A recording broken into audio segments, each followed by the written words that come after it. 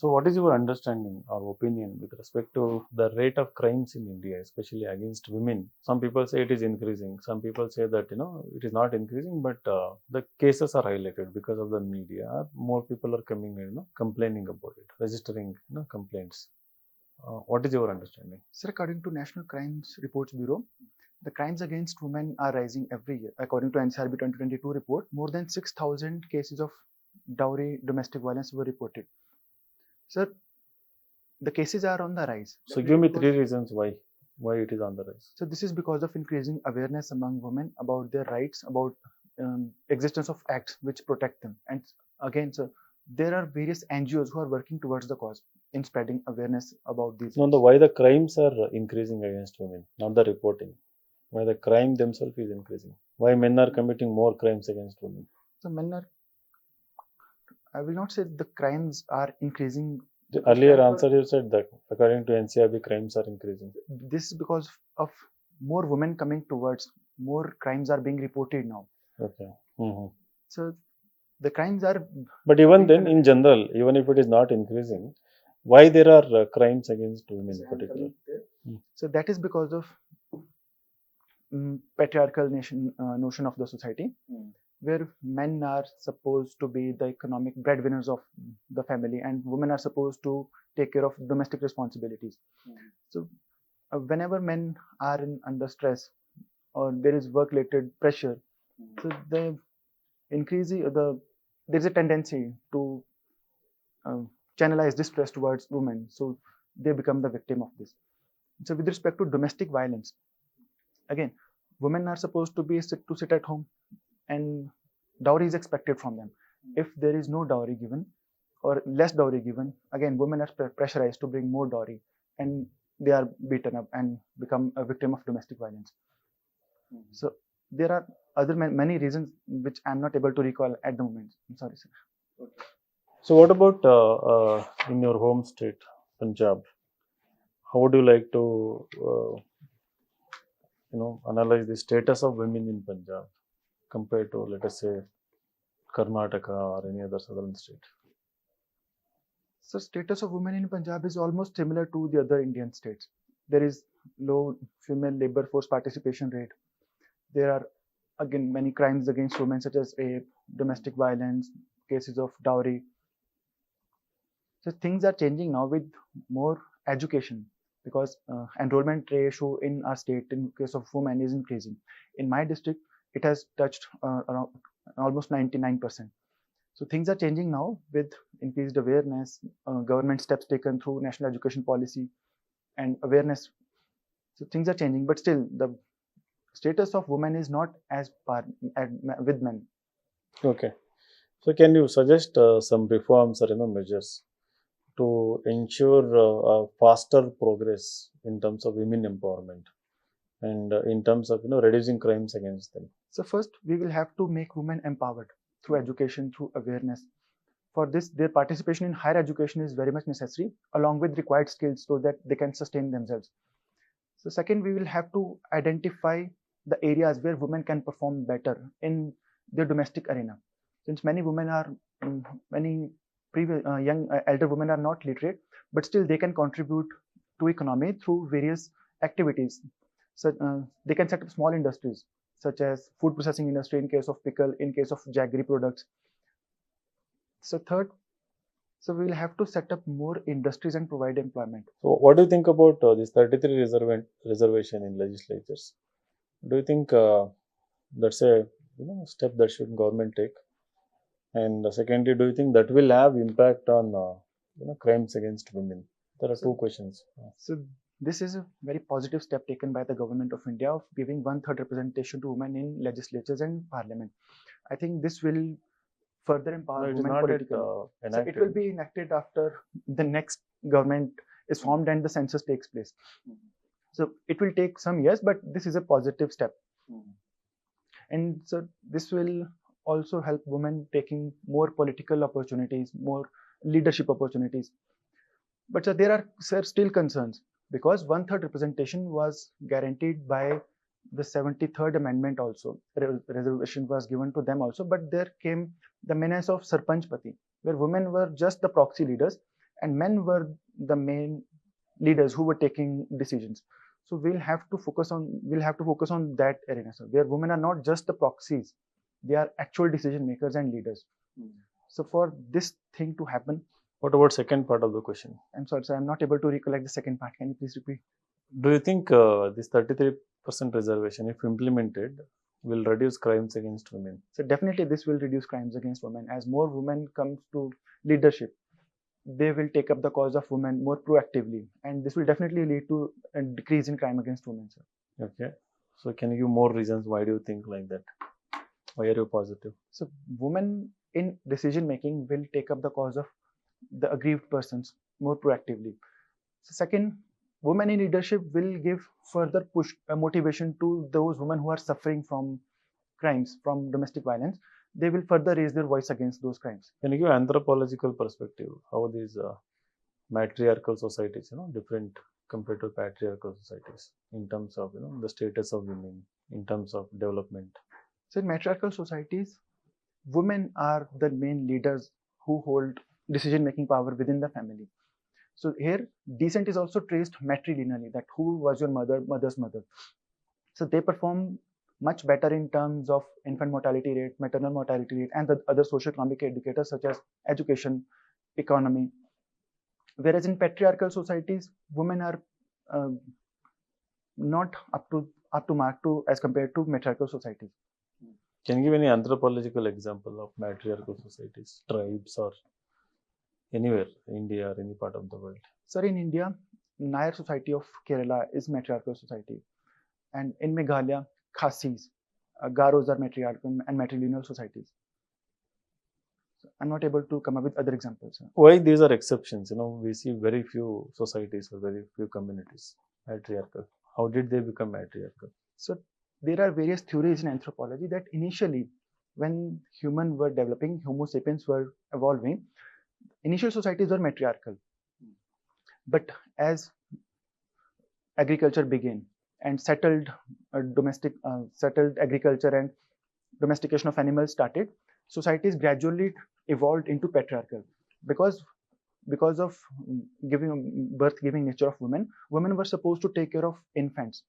So this left men, which were physically more powerful than women, to do the job of agriculture, because agriculture includes plowing the field. So this was the main reason of shifting from matriarchal to patriarchal society. Okay. So there was impact of agriculture and industrial revolution, and then later all these IT technologies. Somehow, in some different ways, they have impacted women. Right. So what do you think going to be the impact of artificial intelligence on women in coming years? So I think artificial intelligence is going to empower women, because in this artificial intelligence arena requires skills, and many women are joining STEM workforce. They are becoming engineers. So in the field of AI, women's contribution will be more, and it will lead to empowering them. And so with respect to the people who will be using artificial intelligence, there will be a gap among men and women because of accessibility to internet and using of artificial intelligence. Government will have to take steps to deal with that issue, sir, the inclusivity issue. See, despite so much advancements in space technology, why America or American Space Agency or even private agency have failed to bring back Sunita Williams? What is the problem here? They were sent on a Starliner spacecraft manufactured by Boeing. After reaching the International Space Station, it started to develop some technical glitches in the thrusters. So the major issue here is that spacecrafts which take satellites to International Space Station, they have very limited capacity to take astronauts. So the mission was able to carry only 2 astronauts, and further missions which take astronauts to space station, they also have very limited capability. So because of that limited capability to serve the astronauts, that was the major reason why the mission is still going on, and in upcoming 2-3 months they will be brought back. So for this, NASA is upgrading their spacecraft to carry more astronauts on board. But recently Trump tweeted, asking Elon Musk to help America bring back, using his SpaceX. Are you aware of it? I'm sorry, sir, I'm not aware of it. I will have to read about it, sir. So, what is space debris? And what constitutes this space debris, and should we be worried about it? So space debris is those parts of rockets, satellites, which are left during separation stages in the Earth's orbit. So it constitutes various rocket propellants, small pieces when the satellite, the propellants, or any other parts of satellites, when they collide with each other, it gets shredded into small pieces. And these constitute the major space debris. So this is a cause of concern for the whole world, because since the space sector, since 1960s onwards, many of the satellites which have become defunct, the debris is increasing, and it can hamper further space ambitions. And if it gets struck with any satellite, any spacecraft launched, it may damage that, sir. Okay. So, there is a race to build bigger rockets now, right? And even Amazon is joining the race. So, and SpaceX is already there, right? And they want to, carry more payload or more satellites, more people. Even they want to launch missions to Mars. Any technology when you develop, right? So it also gives rise to more innovations, right? So while developing bigger rockets, so what are the new innovations that we are seeing, and how they are going to benefit humanity? So in the bigger spacecraft, the majority of innovation is regarding the thrusters and the fuel efficiency, how efficiently they burn the fuel and how much thrust they can produce while lifting off the takeoff mass. So it will help it will benefit humanity in terms of space tourism, in furthering deep space exploration and research, setting up base on moon, from where it will become very cost efficient to carry out further explorations of planetary exploration in particular. So I'm able to think of this point only. Okay, so what is the technology that ISRO displayed recently in its docking mission? So I'm not able to grasp the question which about technologies, as in. I mean, what is the technology that the ISRO was able to exhibit when it sent recent space mission, where the docking experiment happened? So in docking experiment, ISRO demonstrated the technology of bringing two spacecraft, two satellites closer and dock together, and so that they act as a single unit. How did they do it? What is the technology involved? I'm sorry, sir, I'm not aware of the technology. I will have to read upon it, sir. Was it maneuvered from the Earth, or did they do it automatically? Like, what happened? Why did they wait for a particular day? So it was being maneuvered from Earth itself. So they had to wait because satellites were either going very far, or they were coming very near, or they were not in the planned trajectory, sir. So that is why the docking was being delayed for many days. Okay. So, with respect to ISRO, it definitely needs more funding, more modernization, I think, more budgetary allocation, right? Yes, sir. What is the approximate, budget? Like, because you follow both NASA and ISRO, make a comparison, like how much is spent, how much money is allocated to NASA, and how much ISRO gets, and how much should be given to ensure that we are ahead in the space race. Sir, in the recent budget, ISRO was allocated rupees 30,614 crore, whereas ISRO's budget is much bigger than that. ISRO is given approximately $25 billion.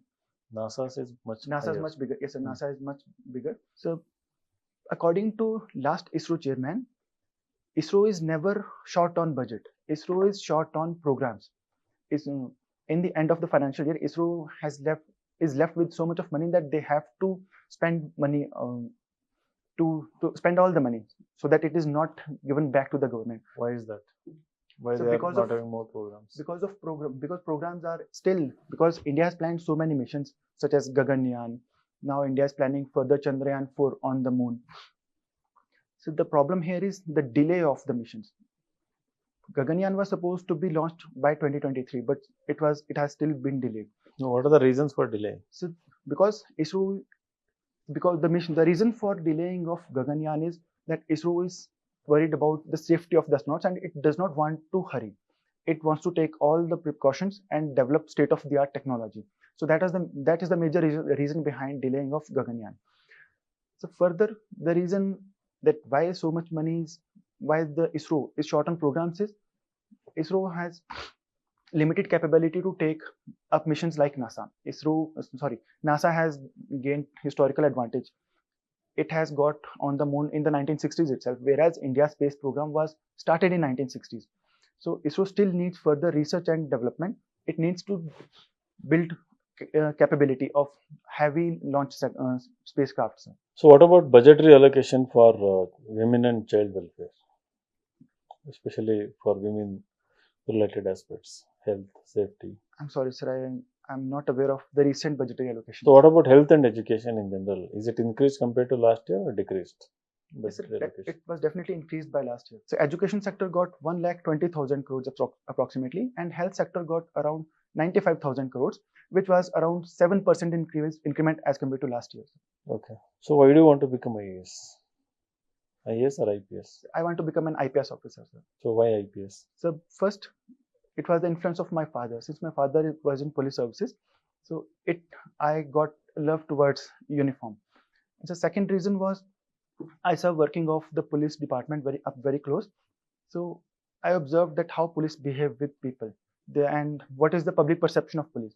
So I thought if I could contribute somehow in changing that perception, I should do that. And so third, I saw an IPS officer working in my district. So it was back in 2010-11. His name was Dhruv Dahiya. When he came in district as a probationary officer, he brought many changes. He stopped roaming around of boys or around women college, and he made sure that everybody in the city follows the traffic rules. So that was a major impact on me also, that as an IPS officer, I would be able to bring such changes under my jurisdiction. So those were my major reasons. Okay, thank you. Thank you, sir. Good. So when it comes to space related, answers were good. Confidence was also more better. But when I was dealing with women related issues, crimes, I think that was not up to the mark. Okay, sir. So I think that area, you cannot just prepare only from domestic violence, Okay, sir. dowry. With respect to that policy, legislation, and also different case studies, different governments, like what your government has done, initiatives, any innovative ideas. And in general, linking that with anthropology, sociology. Also, psychology can also be linked, the psychological impact of, let us say, dowry and domestic violence. Okay, sir. Right. And also technology and, these kind of, do you think technology can reduce these violences in coming years? Right. So, with respect to that, I believe the answers were more surface level, I think. So, that has to increase. Otherwise, it is difficult to engage. Okay, sir. The questions will become random. Sure, sir. And also the 33% reservation, you answered as if it is already implemented. So when it is implemented, then I should have said something like that. Okay. Try to bring anthropological perspective. Also the knowledge. See, any keyword here, whether it is women, whether it is whatever you mentioned here, like the sports, yes, sir. Right, culture and fitness. So try to have anthropological perspective, like which society is more fit, like. I might ask, even maybe there will be tribal societies where they are more fit because of certain cultural practices, or maybe geographical factors, right? So it can come eventually. Even if it doesn't come, having that knowledge will give you more confidence. You can give example also here and there, right? Otherwise, personality-wise, body language-wise, communication, वो सब बहुत अच्छा है, right? So it is, ठीक है, that because the prominent keywords are dowry, domestic, and space missions, right? Yes, sir. So these two are very important. So the interview will actually revolve around these two. Are you updated with Domestic Violence Act and its provisions? Yes, sir. Okay. And dowry harassment? Yes, sir. So I have researched rules, everything on these keywords. Also the CRPC sections and everything related to that. No, sir. BNS sections now they have changed. Section 80, which are dealing with dowry, domestic violence, section 80, 84, 85. Okay. So try to bring them in your answers also, right? And so while answering these women-related issues, so I have a fear that what if I give answer very frankly and the chair or the members, they get offended by that patriarchal notions where I have to bring in patriarchy, dominant nature of men. See, as long as it is the reality, you can talk about it. Okay, but it is something like your imagination. or your opinion not based on sound argument or judgment, so then you have to be worried. But if you know this is a fact, like patriarchy is a fact, because of patriarchy so many negative things happening. So in that case, better you quote a report or Supreme Court case or something. You give your opinion, but still you are justifying based on some report or institution. No? So then what happens? It's okay, even if it is straightforward, because it is backed by some strong evidence. Kab hai interview? 17th. Good. I think you will minimum 180 you will score. Right. I think if it goes in this space more than 180, but as of now, the ये वाला थोड़ा अच्छा नहीं लगा. Yes, sir. I'll work on this. So work on that. Maybe that will further push your marks. Sure, sir. Okay. All the best. Thank you, sir.